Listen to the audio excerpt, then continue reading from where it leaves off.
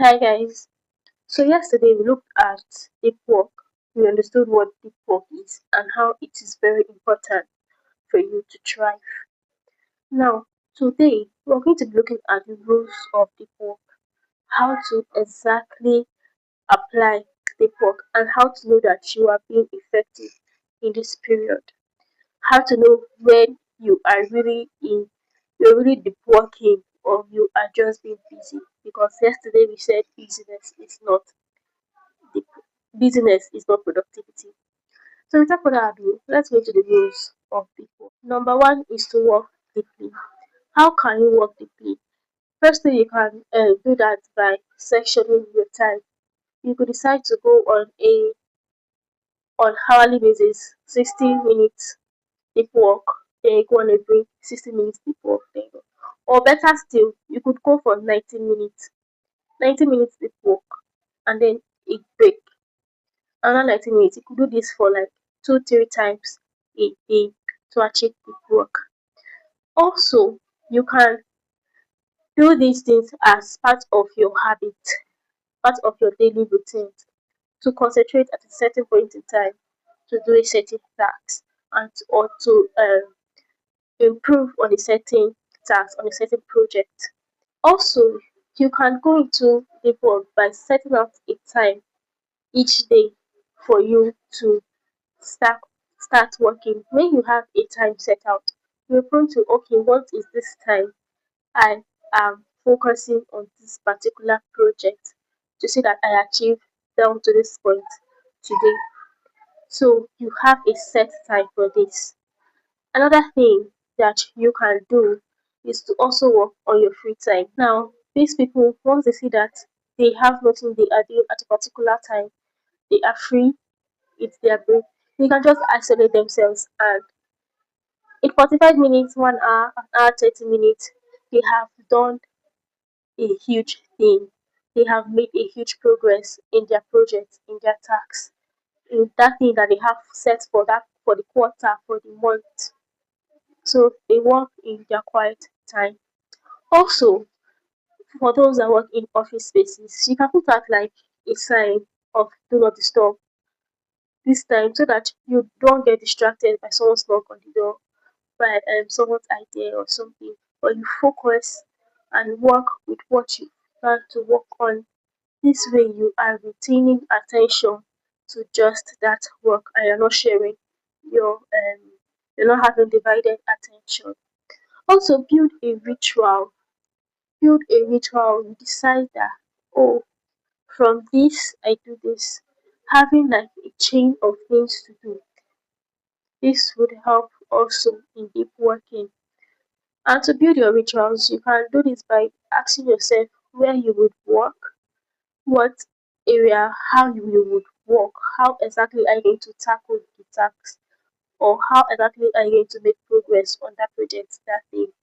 And and also taking grand gestures, taking time to review and to rethink. These are important. This way you can visualize for deep work, knowing where you would work, how you would work, and taking the grand gesture of giving yourself time to think, to revisit all you've done, and to think, meditate on what to do next. Another thing also that can help deep work is you not working alone. Now we said when you are deep working, you are retaining attention to your project. You are retaining attention of your project.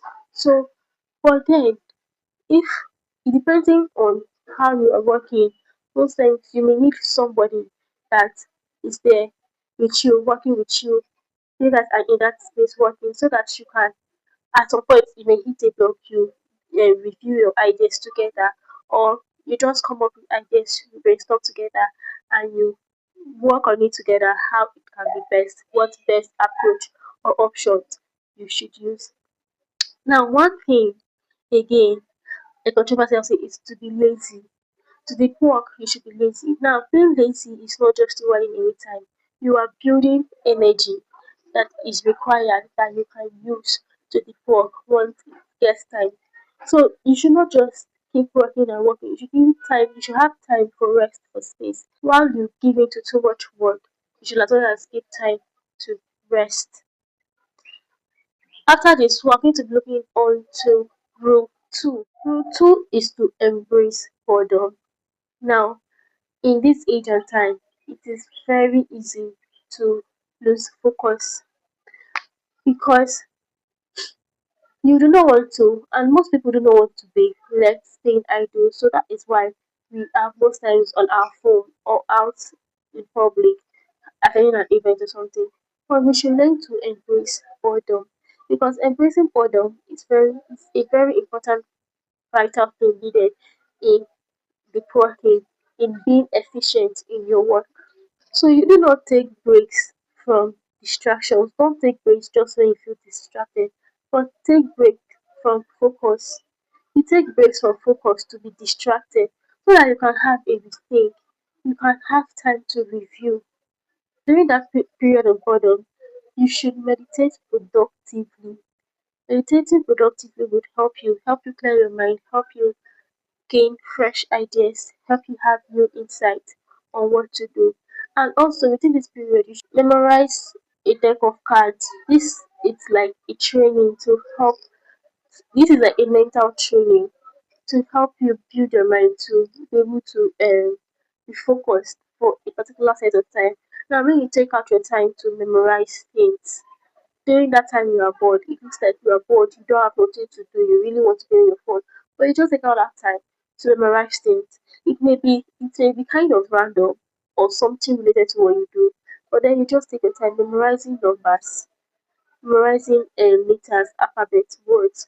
This way you are building your mind to retain attention, to be focused.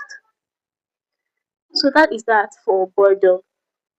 All of these things I've said today is very important for deep work. And like I said, for you to thrive, you need to have a time to deep work. Very, very important. It is very, very important. So with all said today, I really do hope that we've learned a thing or two from this video and implement them. Alright guys, thank you for joining me on today's video and I'll see you guys tomorrow. Bye.